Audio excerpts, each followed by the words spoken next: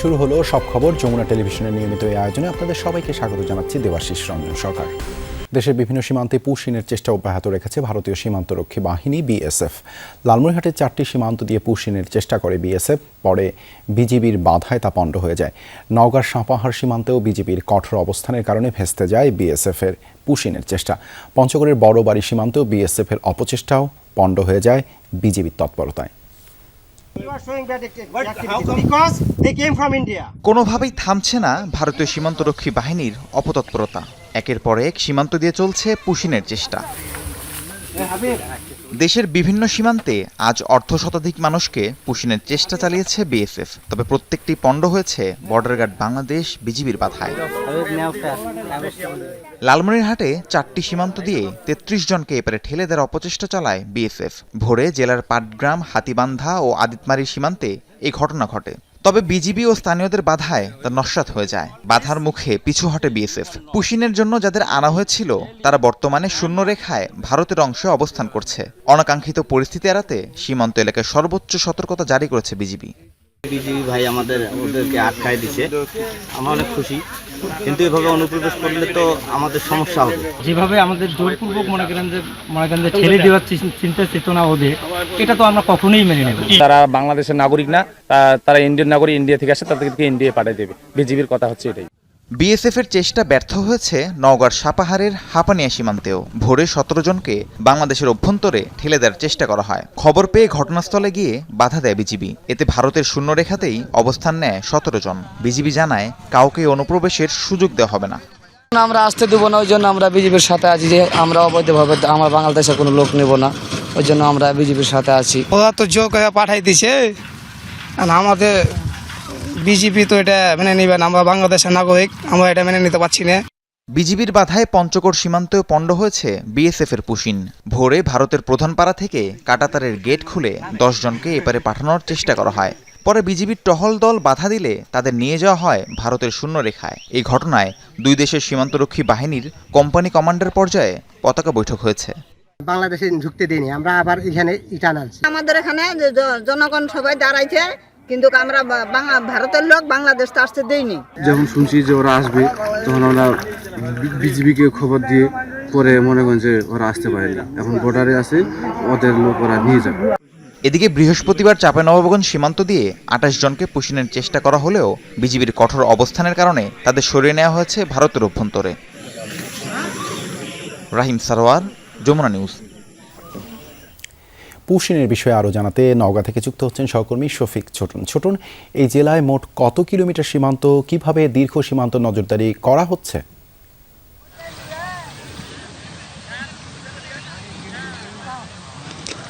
Debashis, নওগাঁয় 180 kilometre সীমান্ত রয়েছে এবং 2টি বর্ডার গার্ড ব্যাটালিয়ন তারা এই সীমান্তে নিরাপত্তা দেখভাল করেন। একটি হচ্ছে 16 বিজিবি আর একটি হচ্ছে 14 বিজিবি। 14 বিজিবি এবং 16 বিজিবি মিলিয়ে প্রায় 28টি ছোট ছোট ক্যাম্প রয়েছে, অর্থাৎ যেগুলোকে বিইউপি বলা হয়। এই সীমান্ত ক্যাম্পের মাধ্যমে আসলে মূলত সীমান্ত রক্ষার এবং আইন শৃঙ্খলা রক্ষার কাজটি করা হয়। এই মুহূর্তে আমি আছি নওগাঁর সাপাহার উপজেলার কলমুডাঙ্গার সীমান্ত এলাকায়। এখানে আজকে সকালে ভারতীয় সীমান্তরক্ষী বাহিনী বিএসএফ 17 জন নারী, পুরুষ এবং শিশুকে তারা বাংলাদেশ অভ্যন্তরে ঠেলে দেওয়ার চেষ্টা করে এবং এই খবর পাওয়া মাত্রই বিজিবির সদস্যরা সেটি প্রতিহত করেছে। আমি এই মুহূর্তে যদি একটু দেখাই ক্যামেরার মাধ্যমে, যে সেই সকাল থেকে 17 জন নারী, পুরুষ, শিশু তারা নোম্যান্স ল্যান্ড, অর্থাৎ ভারতীয় যে নোম্যান্স ল্যান্ড রয়েছে সেখানে তারা অবস্থান করছে এবং এপাশে বাংলাদেশ অভ্যন্তরে বিজিবির কড়া প্রহরা বসানো হয়েছে। তাদেরকে কোনোভাবে বাংলাদেশে ঢুকতে দেওয়া হবে না এমনটি বলা হচ্ছে এবং একই সাথে বিজিবির সঙ্গে স্থানীয় লোকজনও কিন্তু এই নিরাপত্তার কাজে যোগ দিয়েছেন। আমরা দেখেছি যে আশেপাশের গ্রাম থেকে অসংখ্য মানুষ তারা এখানে এসে বিজিবির সাথে টহল দিচ্ছে এবং সীমান্ত এলাকা দিয়ে যাতে করে কোনো অনুপ্রবেশ না কেউ করতে পারে এবং অবৈধভাবে কোনো কিছু বাংলাদেশ অভ্যন্তরে ঠেলে দিতে না পারে সেজন্য তারা বিজিবির সঙ্গে কাঁধে কাঁধ মিলিয়ে কাজ করছে। একটি বিষয় বলে রাখি যে বিএসএফ যেটি করেছে, বিজিবির পক্ষ থেকে দাবি করা হচ্ছে যে বিএসএফ আইন লঙ্ঘন করে তারা এই বেশ কয়েকদিন থেকেই বিভিন্ন সীমান্তে কিন্তু এভাবে মানুষ ঠেলে দেওয়ার যে প্রবণতা সেটি চালু করেছে এবং সেটি প্রতিহত করছে বিজিবি। আজকেও সেটিও করা হয়েছে। এখন পর্যন্ত এই 17 জনকে বিএসএফ ফেরত নেয়নি, তবে বিএসএফ এবং বিজিবির কর্মকর্তা পর্যায়ের কথা হচ্ছে হয়তো অল্প সময়ের মধ্যেই যাদেরকে ঠেলে দেওয়ার চেষ্টা করা হয়েছিল তাদেরকে বিএসএফ ফেরত নিয়ে যাবে। যদিও গতকালকে চাঁপাইনবাবগঞ্জে যেভাবে ফেরত নিয়ে গেছে বিএসএফ, ঠিক একইভাবে এই 17 জনকে বিএসএফ ফেরত নিয়ে যাবে, এমনটি কিন্তু আশাবাদ ব্যক্ত করা হচ্ছে। দেবাশিস, ধন্যবাদ ছোটন যুক্ত হবার জন্য। এবারে যাচ্ছি পঞ্চগড়ের সহকর্মী রনি মিয়াজির কাছে। রনি, পুশিন ঠেকাতে স্থানীয়দের সহায়তা কেমন পাচ্ছে বিজিবি? কূটনৈতিক চ্যানেলে কি কোনো উদ্যোগ নেওয়া হচ্ছে?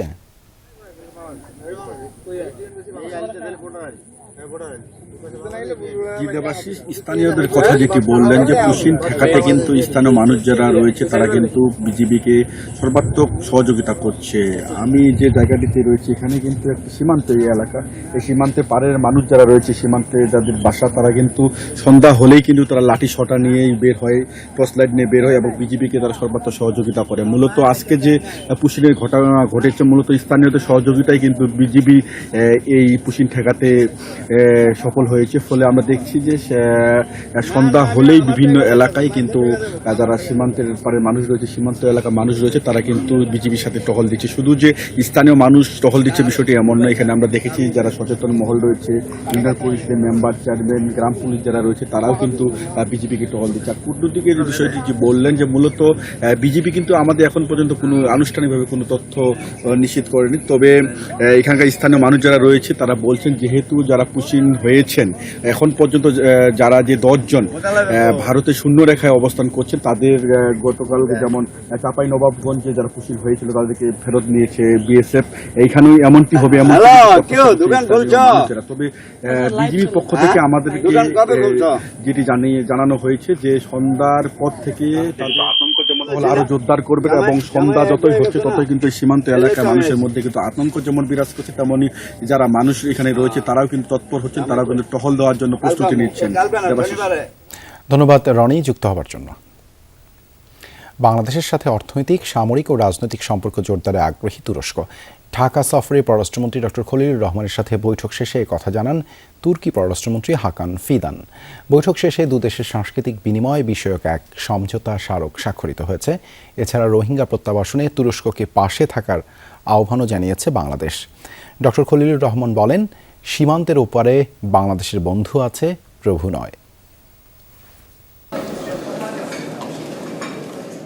3 দিনের ঢাকা সফরে তুর্কি পররাষ্ট্রমন্ত্রী হাকান ফিদান। 2020 সালের পর তুরস্কের কোনো পররাষ্ট্রমন্ত্রীর এটাই প্রথম বাংলাদেশ সফর। একই সাথে বিএনপি সরকার দায়িত্ব নেয়ার পর গুরুত্বপূর্ণ কোনো দেশের উচ্চ পর্যায়ের কোনো কর্মকর্তার প্রথম ঢাকা সফর। সফরের দ্বিতীয় দিন রাজধানীর এক অভিজাত হোটেলে পররাষ্ট্রমন্ত্রী ডক্টর খলিলুর রহমানের সাথে বৈঠক করেন তুর্কি পররাষ্ট্রমন্ত্রী হাকান ফিদান। বাংলাদেশের পক্ষে ছিলেন পররাষ্ট্রমন্ত্রী শামা ওবায়েদ এবং পররাষ্ট্র সচিব আসাদ আলম সিয়াম ও বিডার আশিক চৌধুরী। 50 মিনিটের বৈঠক শেষে হয় যৌথ সংবাদ সম্মেলন। শুরুতেই জাতিসংঘের সাধারণ পরিষদের সভাপতি নির্বাচিত হওয়ায় অভিনন্দন জানান হাকান ফিদান। বলেন, ত্রয়োদশ জাতীয় সংসদ নির্বাচনের মাধ্যমে নতুন যুগে প্রবেশ করেছে বাংলাদেশ। এছাড়া দ্বিপাক্ষিক সম্পর্ক জোরদারে সাংস্কৃতিক বিনিময় বিষয়ক সমঝোতা স্মারক সই এবং 2 বিলিয়ন সহযোগিতা বাড়িয়েছে আঙ্কারা। এ অঞ্চলে শান্তি ও টেকসই উন্নয়ন বাড়াতে কাজ করতে চাই। বাংলাদেশ রোহিঙ্গা সম্প্রদায়কে স্থান দিয়ে বড় মানসিকতার পরিচয় দিয়েছে। আমরা রোহিঙ্গাদের নিরাপদ ও সম্মানজনক প্রত্যাবাসনে কাজ করব। হাকান ফিদান বলেন, বাংলাদেশের সাথে প্রতিরক্ষা খাতেও সহযোগিতা বাড়াতে আগ্রহী তার দেশ। বিশেষভাবে সামরিক যন্ত্রপাতি ম্যানুফ্যাকচারিং এর ক্ষেত্রে নিবিড়ভাবে কাজ করতে চায় এরদোগান প্রশাসন। সামরিক খাতে আমরা সহযোগিতা বৃদ্ধির বিষয়ে আলোচনা করেছি। বিশেষ করে সামরিক অস্ত্র ম্যানুফ্যাকচারিং এর ক্ষেত্রে বাংলাদেশের সাথে নিবিড়ভাবে কাজ করতে চায় তুরস্ক। এ সময় পররাষ্ট্রমন্ত্রী ডক্টর খলিলুর রহমান বলেন, এই সফর পারস্পরিক সহযোগিতা, অংশীদারিত্ব এবং বোঝাপড়াকে আরও গভীর করবে। বলেন, আমরা সীমান্তের ওপারে বন্ধু চাই, প্রভু নয়। সংসদ নির্বাচন পর্যবেক্ষণে পর্যবেক্ষক দল পাঠিয়েছিল তুরস্ক। একই সাথে নতুন সরকারের শপথ গ্রহণ অনুষ্ঠানে প্রতিনিধিত্বের জন্য ধন্যবাদ জানাই। জাতিসংঘের সমর্থনের জন্য আমরা আন্তরিকভাবে কৃতজ্ঞ। পররাষ্ট্রনীতির মাধ্যমে আমরা বন্ধু চাই, প্রভু নয়। তুর্কি বিনিয়োগকারীদের বিশেষ অর্থনৈতিক অঞ্চলগুলোয় বিনিয়োগের আহ্বান জানিয়েছে বাংলাদেশ। এছাড়া আলোচনায় স্থান পেয়েছে রোহিঙ্গা সংকট সমাধানে তুরস্কের কার্যকর ভূমিকা নিয়ে। বাংলাদেশে আশ্রয় নেওয়া বিপুল সংখ্যক রোহিঙ্গার নিরাপদ, স্বেচ্ছামূলক, মর্যাদাপূর্ণ এবং টেকসই প্রত্যাবাসনই আমাদের প্রধান অগ্রাধিকার। এ বিষয়ে তুরস্কের কার্যকর সহযোগিতা চেয়েছি আমরা। এছাড়া দুই দেশের মধ্যে একটি মুক্ত বাণিজ্য চুক্তি স্বাক্ষরের সম্ভাবনা নিয়েও আলোচনা হয়েছে। তুরস্কের পররাষ্ট্রমন্ত্রীকে বাংলাদেশ সফরের জন্য ধন্যবাদ জানান ডক্টর খলিল। আজই রোহিঙ্গা ক্যাম্প পরিদর্শন এবং শনিবার প্রধানমন্ত্রী তারেক রহমানের সঙ্গে সৌজন্য সাক্ষাৎ করবেন সফররত হাকান ফিদান। আহমেদ রেজা, যমুনা নিউজ, ঢাকা। গণতন্ত্রের অগ্রযাত্রাকে ব্যাহত করতে নানা চক্রান্ত হচ্ছে বলে মন্তব্য করেছেন বিএনপি মহাসচিব মির্জা ফখরুল ইসলাম আলমগীর। চক্রান্তকারীদের রুখে দিতে সব গণতান্ত্রিক শক্তিকে ঐক্যবদ্ধ হওয়ার আহ্বান জানান তিনি। রাজধানীতে সাবেক এমপি ও চিফ হুইপ মাহবুবুল আলম তারা ও প্রখ্যাত সাংবাদিক ও ক্রীড়াবিদ মাহবুবুল হক পেয়ারার স্মরণে আলোচনা সভায় বিএনপি মহাসচিব বলেন, ২৪-এর গণ অভ্যুত্থানের পর দেশ যখন গণতান্ত্রিক পথে উত্তরণের প্রক্রিয়ায় রয়েছে, ঠিক তখনই একটি মহল নির্বাচন বানচালের ষড়যন্ত্রে লিপ্ত। পরিকল্পিতভাবে সামাজিক যোগাযোগ মাধ্যমে বিভিন্ন নেতার চরিত্র হনন করা হচ্ছে বলেও অভিযোগ করেন তিনি। মির্জা ফখরুল সতর্ক করে বলেন, দেশে এমন একটি শক্তির উত্থান হয়েছে যারা গণতন্ত্রে বিশ্বাস করে না। একটা শক্তির উত্থান হচ্ছে, যে শক্তি কিন্তু গণতন্ত্রে বিশ্বাস করে না, যে শক্তি মানুষের অধিকারকে তার স্বাভাবিক নিরপেক্ষতার উপায়ে রক্ষা করতে বিশ্বাস করে না। সুতরাং এই শক্তি যেন মাথা তুলে উঠে দাঁড়াতে না পারে, তার জন্য সকল গণতান্ত্রিক শক্তির এক হওয়া উচিত বলে আমি মনে করি। রাজধানীর আদ্দিন মেডিকেলে 6 শিশুর রহস্যজনক মৃত্যুর ঘটনায় স্বাস্থ্য মন্ত্রণালয়ের তদন্ত প্রতিবেদনের ব্যাপারে এখনই মুখ খুলতে নারাজ হাসপাতাল কর্তৃপক্ষ। জনসংযোগ কর্মকর্তারা জানান, গণমাধ্যমে এই মুহূর্তে তার মন্তব্য করবেন না। এদিকে নবজাতক মৃত্যুর 9 দিন পেরুলেও কাটেনি চিকিৎসাধীন রোগী এবং তাদের স্বজনদের উদ্বেগ। তুলেছেন হাসপাতাল স্টাফদের আচরণ নিয়েও অভিযোগ। আসসালামু আলাইকুম। রাজধানীর মগবাজারে আদ্দিন হাসপাতালে 6 নবজাতকের মৃত্যুর পেছনে চিকিৎসক না থাকা, নার্স, স্টাফ ও হাসপাতাল কর্তৃপক্ষের অবহেলাজনিত কারণ স্পষ্টভাবে প্রমাণিত হয়েছে। বৃহস্পতিবার বিকেলে সচিবালয়ে তদন্ত কমিটির সব তথ্য তুলে ধরেন স্বাস্থ্যমন্ত্রী সরদার মোহাম্মদ শাখাওয়াত হোসেন। অক্সিজেনটা বন্ধ ছিল, এক পেশে মানুষ। তদন্ত প্রতিবেদন নিয়ে হাসপাতাল কর্তৃপক্ষের প্রতিক্রিয়া জানতে গেলে গণমাধ্যমে এখনই কোনো মন্তব্য করা হবে না বলে জানান জনসংযোগ কর্মকর্তারা। এদিকে ঘটনার পর হাসপাতালে ভর্তি রোগী এবং তাদের স্বজনরা বেশ উদ্বিগ্ন। তাদের অভিযোগ, চিকিৎসকদের আন্তরিকতা থাকলেও কিছু স্টাফের আচরণ ও সেবার মান নিয়ে রয়েছে প্রশ্ন। একটু সমস্যা শুনতেছি, কিন্তু এখন আমরা অনেক আগে থেকেই এখানে রেগুলারই দেখাইতাম। এখানে আমরা সরকারিতেও তো যাইতে পারি, কিন্তু এখানে দেখতেছি যে সরকারি থেকেও হচ্ছে এখানে মানে অনেক হচ্ছে স্লো সবকিছু মিলে। ট্রিটমেন্ট তখন ভালোই ছিল, আল্লাহ বাঁচাইলে। মানে কার সাথে কি করে কেউ তো বলতে পারে না, বুঝছেন? সবাই আল্লাহ পাকের উচিত। মাঝখানে কোনো একটা সমস্যা হয়েছে, কিন্তু এমনি ভালো। অন্যদিকে রমনা থানায় দায়ের হওয়া মামলার তদন্ত চলমান বলে জানিয়েছে পুলিশ। আইন শৃঙ্খলা বাহিনীর কর্মকর্তারা বলছেন, ফৌজদারি মামলা হওয়ায় সর্বোচ্চ গুরুত্ব দেওয়া হচ্ছে। আমাদের এটা মামলা হচ্ছে ফৌজদারি মামলা। ফৌজদারি মামলার যে তদন্ত কার্যক্রম, এই কার্যক্রমটি চলমান। তদন্তের জন্য যা যা প্রয়োজন সেই কাজগুলো চলছে।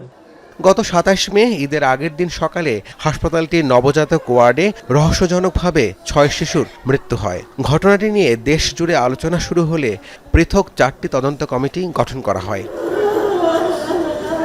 রাব্বি সিদ্দিকী, যমুনা নিউজ, ঢাকা। হাম ও উপসর্গে থামছে না মৃত্যু। 24 ঘন্টায় প্রাণ গেছে আরও 5 জনের। বিভিন্ন হাসপাতালে নতুন রোগী ভর্তি 1411 জন। এর মধ্যে সিলেটের বিভিন্ন হাসপাতালে 24 ঘন্টায় নতুন রোগী ভর্তি হয়েছেন 71 জন। মোট চিকিৎসাধীন 273 জন। ময়মনসিংহ মেডিকেলে 19 জন নতুন রোগী ভর্তি হয়েছেন। চিকিৎসা শেষে বাড়ি ফিরেছেন 23 জন। মোট চিকিৎসাধীন 89 জন।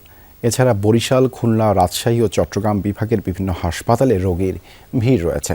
সন্তানের জীবন বাঁচাতে এক হাসপাতাল থেকে আরেক হাসপাতালে ছুটছেন অভিভাবকরা।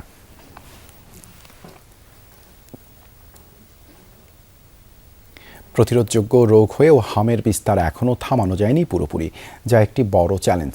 হাসপাতালগুলোতে এখনও অধিকাংশ রোগী ঢাকার বাইরে থেকে আসা, তবে সংক্রমণ ঠেকাতে কঠোর অবস্থানে হাসপাতালগুলো।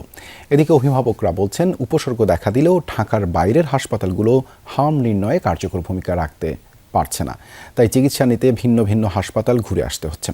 এদিকে সংক্রমণ ঠেকাতে চিকিৎসকরা দিচ্ছেন সচেতনতার পরামর্শ।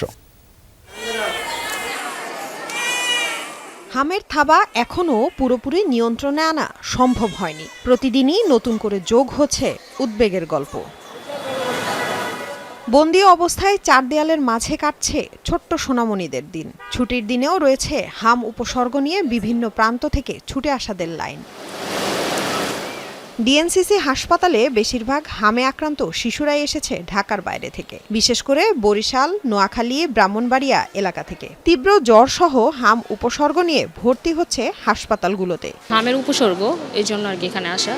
তো ডক্টর দেখে বললো যে হামের উপসর্গ এরকমই, তো এই জন্য আমাকে অ্যাডমিট হতে বলেছে। মাসের একটা টিকা আছে, ওটা এখনও দিতে পারিনি, কারণ আমি নিজে জব হোল্ডার আর কি আমি, তো এই জন্য আমি একটু সময় করে উঠতে পারিনি। জ্বর থেকে পরে কাশি শুরু হয়েছে, তারপর হালকা হালকা রেশ বেরিয়েছে মুখে, তারপর জন্য আসছি। ডাক্তার দেখায় অ্যান্টিবায়োটিক নিয়েছি, এরপর ঠান্ডার ওষুধ দিছে, খাওয়াইলে কমে আবার বাইরে যায়, এই কারণে আবার মেডিকেল লইলাম। 3 দিন আগে থেকে আর কি আপনার জ্বর, পাতলা পায়খানা এবং বমি। তো আমি মহাখালী কলর হসপিটাল আনছিলাম, আনার পরে ওখান থেকে তারা দেখা আপনার স্যালাইন ট্যালাইন দিয়ে দিয়েছে, ওষুধ দিয়েছে, এখন আবার এই হসপিটালে রেফার করছে। এদিকে শিশু হাসপাতালে চিত্রটাও ভিন্ন নয়। হামে আক্রান্ত শিশুদের এখনও অনেকেরই দেয়া হয়নি টিকা। অভিভাবকরা বলছেন, উপসর্গ দেখা দিলেও ঢাকার বাইরের হাসপাতালগুলোই নেই হাম নির্ণয়ের সুব্যবস্থা, ফলে শিশু নিয়ে হাসপাতালে আসতে দেরি হচ্ছে। আমরা বরিশাল থেকে আসছি, প্রথমে বরিশাল সাউথ অ্যাপোলো আছে, ওখানে ভর্তি ছিলাম, তখন দেখা যায় হাম ধরা পড়ে নাই, তখন আমরা অ্যাম্বুলেন্সে করে ঢাকায় আসছি 3 দিন। স্বাস্থ্য কমপ্লেক্সে ডাক্তার দেখাইছি, ওইখান থেকে ট্রিটমেন্ট দিয়েছে। ওই ট্রিটমেন্টের পরে বাসায় নিয়ে গেলাম, তো বাসায় নেওয়ার পরে দেখি বাচ্চার অবস্থা আবার খারাপ হয়ে যেতেছে। 5 দিন অক্সিজেন চলছে, 11 দিনের দিন খাবার দিছে, নল দিয়ে খাবার খাওয়াতাম এতদিন, এখনও রিপোর্ট ভালো আসেনি। জ্বর, পাতলা পায়খানা ছিল, তারপর আমরা এই জায়গায় ভর্তি হওয়ার 2 দিন পর হাম দেখা দিছে। এখন আল্লাহর রহমতে জ্বর, পাতলা পায়খানা ভালো হয়ে গেছে, এখন শুধু শ্বাসকষ্ট আছে। সংক্রমণ ঠেকাতে যথাযথ নিয়ম মেনে সচেতনভাবে চলার পরামর্শ চিকিৎসকদের। লামিয়া তিথি, যমুনা নিউজ, ঢাকা। মুখে তো হাসি ফুটবেই, কারণ এটা পুষ্টি আটার সুস্বাদু রুটি, তাই এর সাথে যাই খাবেন অসাধারণ টেস্ট পাবেন। তীব্র গরমে হাঁসফাঁস অবস্থায় জনজীবন, স্বস্তির খবর দিচ্ছে না আবহাওয়া অফিসও। আগামী কয়েকদিন তাপমাত্রা কমলেও আর্দ্রতার কারণে গরম কমবে না। তাপপ্রবাহে বিপর্যস্ত সাধারণ মানুষ, বিশেষ করে খোলা আকাশের নিচে কাজ করা শ্রমজীবী মানুষের দুর্ভোগ বেড়েছে কয়েক গুণ। স্বাস্থ্য ঝুঁকির পাশাপাশি কমেছে কর্মঘণ্টা, যার প্রভাব পড়ছে আয় রোজগারেও। প্রায় 2 সপ্তাহ ধরে দেশে মৃদু থেকে মাঝারি তাপপ্রবাহ। রাজধানী থেকে শহর, গ্রাম সর্বত্রই অনুভূত হচ্ছে গরমের তীব্রতা। জনজীবনে নাভিশ্বাস অবস্থা। জরুরি প্রয়োজন ছাড়া বাইরে না বেরোনোর পরামর্শ দিয়েছেন জনস্বাস্থ্য বিশেষজ্ঞরা, কিন্তু জীবিকার তাগিদে রাস্তায় নামছেন খেটে খাওয়া মানুষ। কম, এই বৃষ্টি পড়লে আর কি তো টুকটাক ভালো হয়। অনেক কষ্ট আছে এই গরমের মধ্যে গাড়ি চালায়, কিছু বুঝে না, আবার যাত্রীও নাই। হাঁসফাঁসটা বেশি উঠে যায়, বেশিক্ষণ সাইকেল পেডেলিং করা যায় না, 1-2টা ডেলিভারি করা মিনিমাম 1-1.5 ঘন্টা বসে থাকতে হয়। ইনকাম অনেকটাই, একটু না অনেকটাই কমছে। এই রাতে চালাইতে হয়, রাতে বেশি করে চালাইতে হয়, দিনে চালাইতে পারি না, অনেক গরম। যেই কাজ আমরা 2-3 ঘন্টা করতে পারতাম না একটা না, সেটা আধা ঘন্টা করলেই মনে হচ্ছে যে অনেক অস্বস্তি ফিল করছি। বৃহস্পতিবার শুরু হয়েছে বৃষ্টিপাত, 8 তারিখ পর্যন্ত এই ধারা চলবে। তবে তাপমাত্রা কমলেও স্বস্তির সংবাদ দিচ্ছে না আবহাওয়া অফিস, কারণ বাতাসে আর্দ্রতার পরিমাণ বেশি থাকায় গরমের অনুভূতি থেকে যাবে, বাড়বে অস্বস্তিও। কিছুদিন পর আবারও বাড়বে তাপমাত্রা। দেশের বিভিন্ন অঞ্চলে মৃদু তাপপ্রবাহ রয়েই যাবে। বৃষ্টিপাতের সম্ভাবনা আগামী 24 ঘন্টা যেটা রয়েছে, সেটা 8 তারিখ পর্যন্ত অব্যাহত থাকার সম্ভাবনা রয়েছে, এবং 9-10 তারিখে বৃষ্টিপাত কিছুটা কমে যাওয়ার সম্ভাবনা রয়েছে। তখন হয়তো তাপমাত্রা যেটা এখন আছে, আজকে যে সম্ভাবনা রয়েছে, সেখান থেকে হয়তো বেড়ে গিয়ে আবার 1 থেকে 2 ডিগ্রি আবার বেড়ে যেতে পারে। এরপর 11 তারিখ থেকে যে আমাদের বর্ষাকালীন বৃষ্টি, সেটা 11 বা 12 তারিখ থেকে দেশের বেশিরভাগ জায়গায় শুরু হওয়ার সম্ভাবনা রয়েছে। তখন তাপমাত্রা মানুষের সহনীয় পর্যায়ে নেমে আসার সম্ভাবনা রয়েছে। এল নিনো নভেম্বর পর্যন্ত দীর্ঘস্থায়ী হবে। এর ফলে বাংলাদেশে বড় ধরনের প্রভাব না পড়লেও 1 থেকে 2 ডিগ্রি সেলসিয়াস বাড়বে তাপমাত্রা। আগামী 3 মাসেও স্বাভাবিকের চেয়ে কম বৃষ্টিপাতের সম্ভাবনা রয়েছে। লাভলি বিথি, যমুনা নিউজ, ঢাকা। পরিসংখ্যান নির্ভর নাম সর্বস্ব বাজেট দেখতে চায় না এনসিপি, জানিয়েছেন দলটির দক্ষিণাঞ্চলের মুখ্য সংগঠক ও সংসদ সদস্য হাসনাত আব্দুল্লাহ। বাংলাদেশ 2.0 সংস্কার, কর্মসংস্থান ও বিনিয়োগের মাধ্যমে টেকসই প্রবৃদ্ধি শিরোনামে শুক্রবার দুপুরে রাজনৈতিক কার্যালয়ে ছায়া বাজেট প্রকাশ করে ন্যাশনাল সিটিজেন্স পার্টি এনসিপি। 12টি খাতে 71টি প্রস্তাব তুলে ধরে বাজেটের আকার 8,52,157 কোটি টাকা করার কথা জানায় দলটি। এনসিপি নেতা হাসনাত আব্দুল্লাহ বলেন, বর্তমান সরকার যে অর্থনীতি উত্তরাধিকার সূত্রে পেয়েছে তা মূলত লুটপাট নির্ভর। অভিযোগ করেন, বাংলাদেশ ব্যাংক ও ইসলামী ব্যাংকে যে ঘটনাগুলো ঘটছে তা অর্থনীতির জন্য অস্বস্তিদায়ক নয়। বাজেটের প্রতিটি টাকার সুফল যেন সাধারণ মানুষের কাছে পৌঁছায় সেই আশাও জানান তিনি। এই বাজেটের যে অর্থটি বরাদ্দ হবে প্রত্যেকটি পয়সা যেন জনগণের কাজেই ব্যবহৃত হয়, শুধুমাত্র সংখ্যাভিত্তিক নয়। নাম সর্বস্ব সংখ্যা নির্ভর, পরিসংখ্যান নির্ভর, গাল সর্বস্ব কোনো বাজেট আর দেখতে চাই না। যে বাজেটটি প্রকাশিত হবে সেই বাজেটটির প্রত্যেকটি অর্থ যেন সেখানে সুফল জনগণের কাছে পৌঁছায়। হাদি হত্যার বিচারের রোডম্যাপ দিতে সরকারকে 7 দিনের আলটিমেটাম দিয়েছে ইনকিলাব মঞ্চ। দাবি পূরণ না হলে শাহবাগে লাগাতার অবস্থান কর্মসূচির হুঁশিয়ারি দিয়েছেন সংগঠনটির সদস্য সচিব আব্দুল্লাহ আল জাবের। দুপুরে ঢাকা বিশ্ববিদ্যালয়ে জুমার নামাজের পর বিক্ষোভ সমাবেশ হয়, সেখানেই তিনি এই হুঁশিয়ারি দেন। বলেন, এখন পর্যন্ত সরকার হাদি হত্যার বিচারের কোনো রূপরেখা দেয়নি। কতদিনের মধ্যে আসামিদের ফিরিয়ে আনা হবে এবং হত্যার বিচার করা হবে সে বিষয়ে জানতে চায় ইনকিলাব মঞ্চ।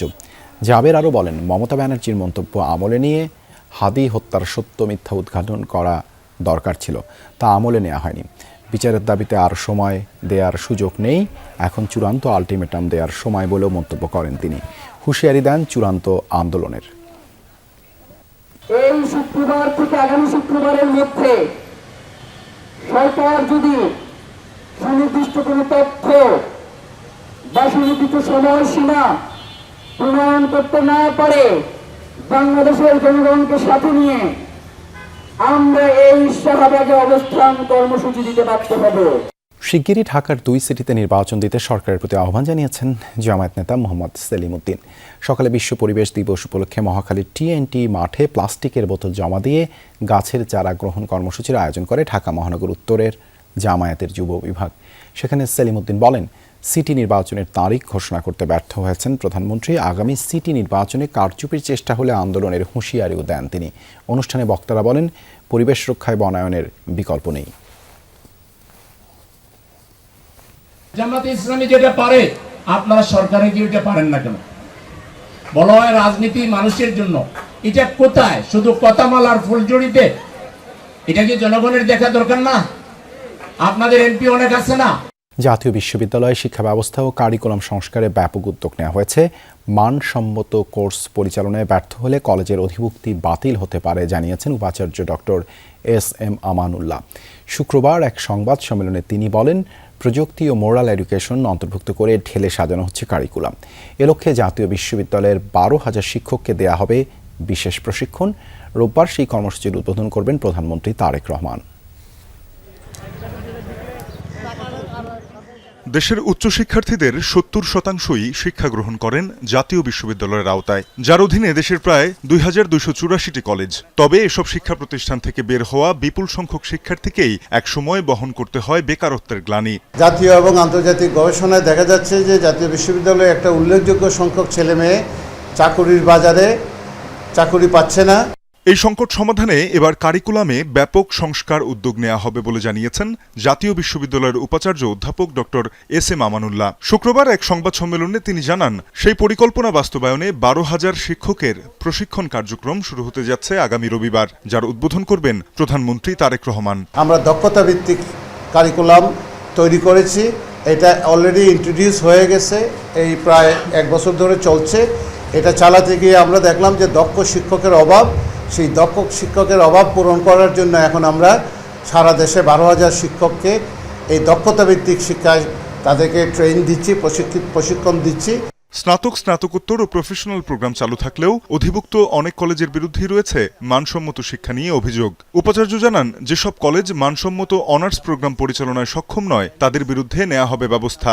বাতিল হতে পারে অধিভুক্তিও। আমরা কলেজগুলোর র্যাঙ্কিংয়ে আবার হাত দিয়েছি এবং কলেজগুলোতে কিভাবে পরিচালিত হচ্ছে আপনার অনার্স কোর্সগুলো সেটা আমরা একটা ইভ্যালুয়েশন চলছে। যে সমস্ত কলেজগুলো অনার্স কোর্স চালানোর মতো উপযুক্ত না, বিশেষত বেসরকারি কলেজগুলোতে, সেগুলোর ব্যাপারে জাতীয় বিশ্ববিদ্যালয় প্রশাসনের নতুন সিদ্ধান্ত আসতে পারে।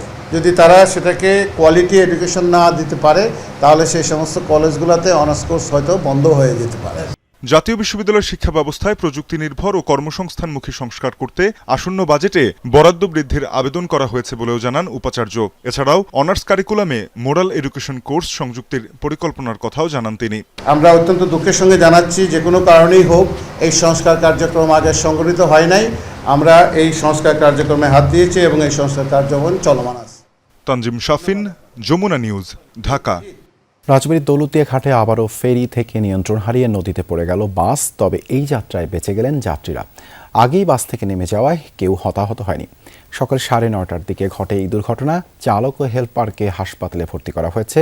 উদ্ধার করা হয়েছে নদীতে পড়া বাসটি। এই ঘটনায় তদন্ত কমিটি গঠন করা হয়েছে। এর আগেও দৌলতদিয়া ঘাটে যাত্রীসহ নদীতে পড়ে যায় একটি বাস। সেবার 26 জন প্রাণ হারান। আজ ফের ঘটতে পারত বড় দুর্ঘটনা, প্রাণ হারাতেন অনেকে। প্রশাসনের তৎপরতায় বেঁচে গেল অনেক প্রাণ। মেহেরপুরের গাংনী ও কুষ্টিয়া থেকে 40 জনের মতো যাত্রী নিয়ে ঢাকার গাবতলীতে আসছিল এসবি পরিবহনের একটি বাস। দৌলতদিয়া ঘাটে ফেরিতে ওঠার পর নিয়ন্ত্রণ হারিয়ে অন্য পাশের র্যাম্প ভেঙে নদীতে পড়ে যায় বাসটি। যাত্রীরা বলছেন, বাসটি ঘাটে পৌঁছানোর পর সব যাত্রীকে নামিয়ে দেয় প্রশাসন ও ঘাট কর্তৃপক্ষ। এ ঘটনায় সামান্য আহত হয়েছেন বাস চালক ও সহকারী। একটু ব্রেক করতে পারে নাই, সরাসরি একের ফেরির উপর দেয়া ডালা মনে হয় সিটকে নিয়ে একটা নর্মাল বাস ছিল, একের সিরে সোজাসুজি ড্রাইভার সহকারে পদ্মায় পড়ে গেছে। আমি লাস্ট যাত্রী ছিলাম যে বাস থেকে নামছে, আমার পরে আর কোনো যাত্রী ছিল না। আমি নামতে যাচ্ছিলাম না, আমাকে জোর করে নামাইছে। যাই হোক, এরপরে বাসটা ব্রেক ফেল করে একদম সরাসরি নদীতে যে যায় আর কি। আমাদের যেহেতু নামায় দিছে, এখানে কোনো ক্ষয়ক্ষতি ছাড়াই আমরা ফিরতে পারছি। প্রশাসন যদি আমাদেরকে যদি না নামাইতো তাহলে পরে আজকে আমরা ওই একই পরিস্থিতির শিকার হইতাম। আলহামদুলিল্লাহ আমরা সবাই সেফ আছি। বাসটি নদীতে পড়ে যাওয়ার পর উদ্ধার অভিযান শুরু করে নৌপুলিশ ও বিআইডব্লিউটিসি। যোগ দেয় উদ্ধারকারী জাহাজ হামজা। সম্মিলিত প্রচেষ্টায় বাসটি উদ্ধারের পর তীরে নেওয়া হয়। 12 ঘটিকার একটু আগে বাসটি পদ্মা নদী থেকে উদ্ধার করে করবে ফেরিতে রাখা হয়েছে। ঊর্ধ্বতন কর্মকর্তাগণ কাজ করছেন, আমরা নিজেরাও তথ্য নিচ্ছি। ঘটনাস্থল পরিদর্শন করেছেন নৌপরিবহন প্রতিমন্ত্রী সহ প্রশাসনের ঊর্ধ্বতন কর্মকর্তারা। গঠন করা হয়েছে 3 সদস্যের তদন্ত কমিটি। যে বাসটি ফেরিতে ওঠার কথা ছিল, সেই ফেরিতে না উঠে সে দ্রুত গতিতে সরাসরি পাশের একটি দাঁড়িয়ে থাকা ফেরি ডালায় আঘাত করে এবং ডালাটি ভেঙে সে। এখন আপনি যদি কোনো গাড়ি নিয়ে সজোরে ধাক্কা দেন অন্য কোথাও গিয়ে, সেটি যদি নদীতে পড়ে যায়, এই যে ঘাট কর্তৃপক্ষ বিআইডব্লিউটি, তাদেরকে আপনি কতটুকু দায় দিবেন? গাড়িটির কোনো সমস্যা ছিল কিনা, ড্রাইভিং লাইসেন্সের কোনো সমস্যা ছিল কিনা, ফিটনেসের কোনো সমস্যা ছিল না, সেই বিষয়টি তদন্ত করে দেখা হবে। এর আগে গত 25 মার্চ দৌলতদিয়ার 3 নম্বর ফেরিঘাটে একটি যাত্রীবাহী বাস নদীতে পড়ে যায়। এতে মৃত্যু হয় 26 জনের। জাহিদ হাসান, যমুনা নিউজ।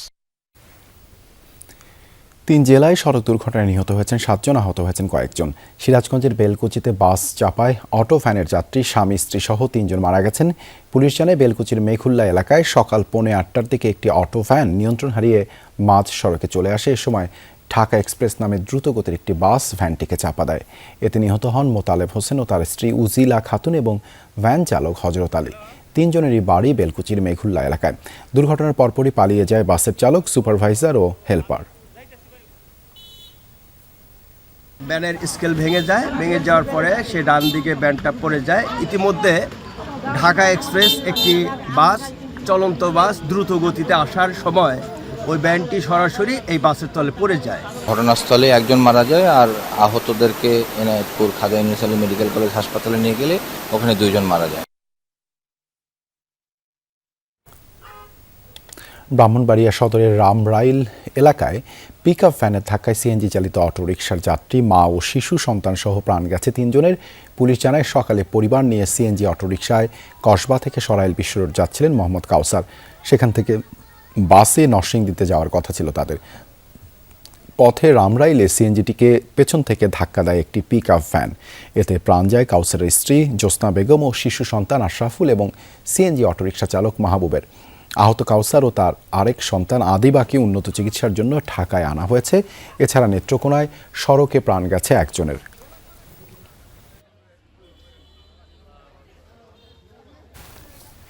খুলনায় নানি ও 2 নাতিকে হত্যা মামলার প্রধান আসামি রফিকুল ইসলাম হাওলাদারকে বরিশাল থেকে গ্রেপ্তার করেছে র্যাব।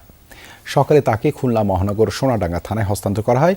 এর আগে গত 30 মে সোনাডাঙ্গার দারুস আমান এলাকায় একটি বাড়ি থেকে উদ্ধার করা হয় বেবি বেগম ও তার 2 নাতি শামীম এবং মুস্তাকিমের মরদেহ। এই ঘটনায় থানায় মামলা করেন নিহত শিশুদের বাবা মাসুম ব্যাপারী। পুলিশ জানায় মাসুম ও তার প্রথম স্ত্রী ফাতেমার সন্তান নিহত শামীম ও মুস্তাকিম। ডিভোর্সের পর ফাতেমার সাথে বিয়ে হয় রফিকুল ইসলাম হাওলাদারের। ওই বাড়িতে মা, 2 ছেলে এবং দ্বিতীয় স্বামীকে নিয়ে ভাড়া থাকতেন ফাতেমা। মামলায় একমাত্র আসামি করা হয় রফিকুল ইসলামকে। ঘটনার পর থেকেই পলাতক ছিল সে।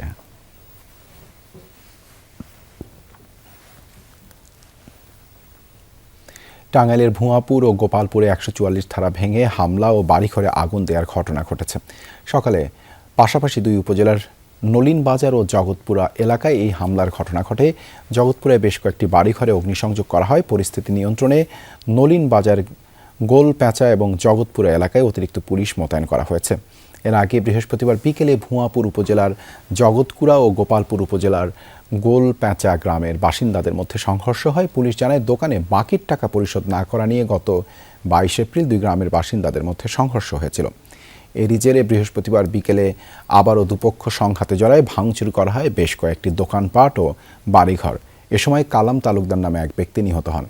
আহত হন অন্তত 15 জন। পরিস্থিতি স্বাভাবিক করতে গত রাত 12টার পর গোপালপুর ও ভুয়াপুরের 2টি গ্রামে 144 ধারা জারি করে প্রশাসন। এই ঘটনাটি আসলে খুব ছোট্ট একটি বিষয়কে নিয়ে শুরু হলো। এখন এটি আসলে নিজেদের মধ্যে আধিপত্য বিস্তারকে কেন্দ্র করে তারা এই ধরনের সংঘর্ষে জড়িয়ে পড়ছে। এবং উদ্বেগের বিষয় হচ্ছে যেখানে ছোট ছোট অনেক কিশোর এবং তরুণরা রয়েছে, যে কারণে এটিকে আরো বেশি সংখ্যা ক্ষুব্ধ করে তুলেছে। 2 জেলায় বিদ্যুৎ স্পৃষ্টে 4 জনের মৃত্যু হয়েছে। হবিগঞ্জের বাহুবলে বিদ্যুৎ স্পৃষ্টে প্রাণ গেছে বাবা ছেলের। দুপুরে উপজেলার পূর্ব ভাঁদেশ্বর গ্রামে এই দুর্ঘটনা ঘটে। পুলিশ ও স্থানীয়রা জানায় বাড়ির পাশের একটি ডোবায় পানি সেচ করতে বৈদ্যুতিক পাম্পে কাজ করছিলেন আইনুদ্দিন।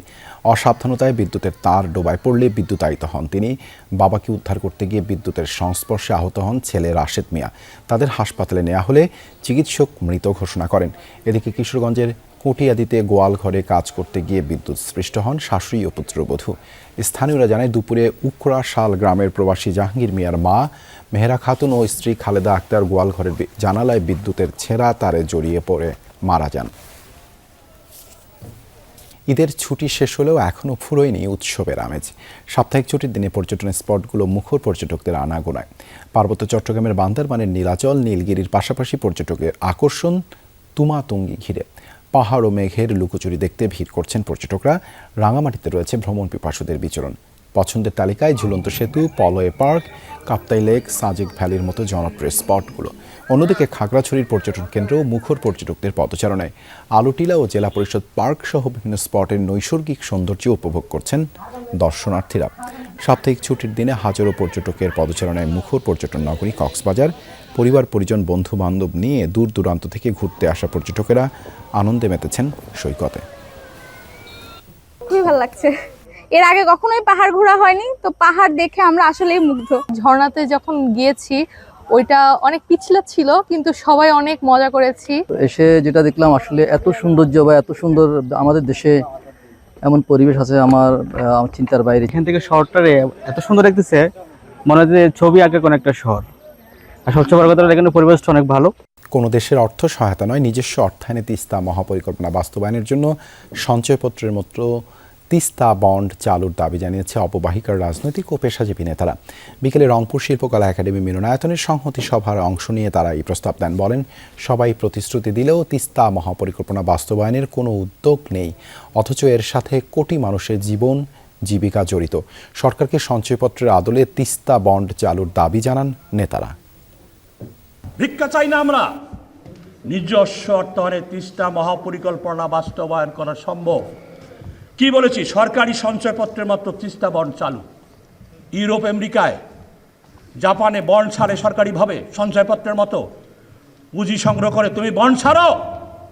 প্রয়াত রাষ্ট্রপতি জিয়াউর রহমানের ৪৫তম শাহাদত বার্ষিকী উপলক্ষে মাদারীপুরে দোয়া ও আলোচনা সভা হয়েছে। দুপুরে আম্বিয়া হাকিমিয়া দারুল উলুম এতিমখানা মাদ্রাসা মাঠে শিবচর উপজেলা ও পৌরসভা বিএনপি এবং অঙ্গ সংগঠনের উদ্যোগে সভার আয়োজন করা হয়। প্রধান অতিথি হিসেবে উপস্থিত ছিলেন মাদারীপুর ২ আসনের সংসদ সদস্য জাহানদার আলী মিয়া। তিনি বলেন, জিয়াউর রহমান এদেশে গণতন্ত্রের প্রবক্তা ছিলেন। মুক্তিযুদ্ধের চেতনায় শক্তি ছিলেন বীর মুক্তিযোদ্ধা জিয়াউর রহমান। তিনি ছিলেন স্বাধীনতার ঘোষক। সভায় স্থানীয় বিএনপি ও অঙ্গ সংগঠনের নেতাকর্মী সহ আরও অনেকে উপস্থিত ছিলেন। বাংলাদেশ ফিজিওথেরাপি চিকিৎসকদের জাতীয় সংগঠন বাংলাদেশ ফিজিওথেরাপি অ্যাসোসিয়েশনের বার্ষিক সাধারণ সভা ২০২৬ অনুষ্ঠিত হয়েছে। বিকেলে সাফারের সিআরপির রেডওয়ে হলরুমে বিপিএ এর সভাপতি অধ্যাপক ডক্টর আনোয়ার হোসেনের সভাপতিত্বে অনুষ্ঠিত হয় এই আয়োজন। এ সময় অ্যাসোসিয়েশনের ২০২৬-২৭ অর্থবছরের বাজেট পেশ করা হয়। সেই সাথে শিক্ষা, গবেষণা ও নেতৃত্বে বিশেষ অবদান রাখায় ১৩ জনকে বিশেষ সম্মাননা প্রদান করা হয়। পরে বাংলাদেশ রিহ্যাবিলিটেশন কাউন্সিল প্রতিষ্ঠায় অগ্রগতির জন্য প্রধানমন্ত্রীর প্রতি ধন্যবাদ জ্ঞাপন করেন বক্তারা। এর আগে বিপিএ এর কার্যক্রম সম্পর্কে বিস্তারিত তুলে ধরেন সংগঠনটির সাধারণ সম্পাদক ডাক্তার শাহাদাত হোসেন। ইরানের সমৃদ্ধ ইউরেনিয়াম ছিনিয়ে নিতে কোনো চুক্তির প্রয়োজন পড়বে না যুক্তরাষ্ট্রের, চাইলেই তা জব্দ করতে পারে ওয়াশিংটন, এমন মন্তব্য করেছেন মার্কিন প্রেসিডেন্ট ডোনাল্ড ট্রাম্প। ওভাল অফিসে সাংবাদিকদের প্রশ্নের জবাবে তিনি জানান, সক্ষমতা থাকলেও ইরানের ইউরেনিয়াম ছিনিয়ে নিতে চায় না ট্রাম্প প্রশাসন। আমরা এটা আনতে পারতাম। আমার মনে হয় ওরা চাইলেও আমাদের আটকাতে পারত না, কিন্তু তার কোনো কারণ নেই। ইরানের ইউরেনিয়াম এখন সমাধিস্থ, তাই এই ধারণাটা আমার পছন্দ নয়। আয়াতুল্লাহ আলী খামেনির উপর যুক্তরাষ্ট্রের হামলার সময় সর্বোচ্চ নেতার কার্যালয়ে তার সাথে ছিলেন ইরানের পররাষ্ট্রমন্ত্রী আব্বাস আরাকচি। বৃহস্পতিবার লেবাননের গণমাধ্যম আল মায়াদিনকে দেয়া একটি একান্ত সাক্ষাৎকারে ভয়াবহ এই স্মৃতি রোমন্থন করেন তিনি। বলেন, হামলার পর ধ্বংসস্তূপের নিচে চাপা পড়ে যান তিনি। বহু কষ্টে উঠে দাঁড়িয়ে ওই অবস্থাতেও সর্বোচ্চ নেতার পরিস্থিতি নিয়ে শঙ্কিত হয়ে পড়েন তিনি। আরও জানান, হামলার আশঙ্কায় বহুবার একটি নিরাপদ স্থানে সরে যাওয়ার অনুরোধ করা হয়েছিল সর্বোচ্চ নেতা আয়াতুল্লাহ আলী খামেনিকে, কিন্তু সেই প্রস্তাব সাফ নাকচ করে দেন তিনি। বলেন, যতদিন পর্যন্ত ইরানের সকল মানুষের নিরাপত্তা নিশ্চিত না হচ্ছে ততদিন কোথাও যাবেন না তিনি। বাকি ইরানিদের মতোই মেনে নেবেন নিজ ভাগ্যকে। ভ্লাদিমির পুতিনকে খোলা চিঠি দিলেন ভলোদিমির জেলেনস্কি। দীর্ঘ ৪ বছর ধরে চলমান যুদ্ধ বন্ধেই ইউক্রেনীয় প্রেসিডেন্টের এই পদক্ষেপ। লিখেন, যুক্তরাষ্ট্রের জন্য অপেক্ষা করাটা বোকামি, এর থেকে মুখোমুখি আলোচনায় বসা উত্তম। যুদ্ধবিরতিতে আগ্রহী রুশ প্রেসিডেন্টও জানান, শর্ত মানলে আসতে পারে কার্যকরী সমাধান।